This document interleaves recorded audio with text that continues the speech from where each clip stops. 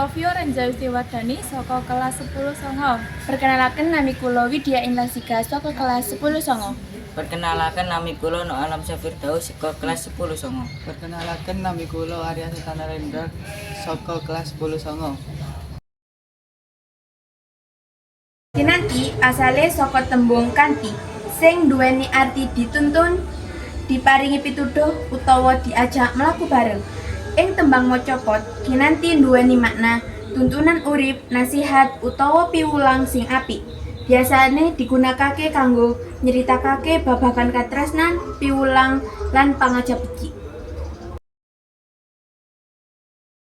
Tuladha tembung kinanti, padha galungan ing kalbu, ing sasmita amrilantip, aja pijer mangan nendra, kaprawitan den kaesti, pasunen sarira nira. Sadunen dahar ing guling. Paugeran tembang kinanti yaiku aturan baku sing kasusun saka 6 gatra. Saben bait ganti guru wilangan lan guru lagu. 8u 8i 8a 8i 8a 8i. Tembang iki duweni watak seneng, asih lan pitutur sing cocok kanggo ngarahake utawa nuntun. Paugeran kinanti lengkap, guru gatra 6 gatra, saben bait utawa padha ana 6 baris.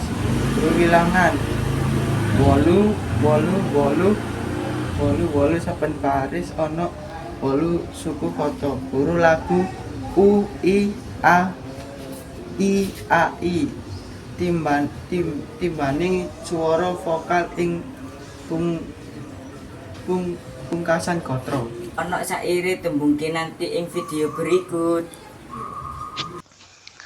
Sekar mocopat kinanti laras slendro pathet songo.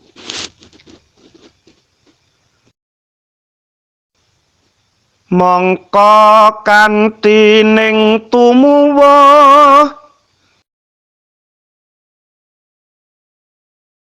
salami mung awas eling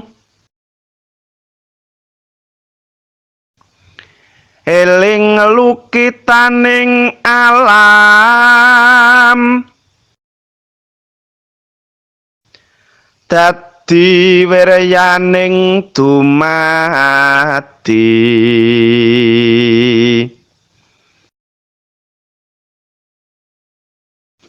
supatine ring sangsaya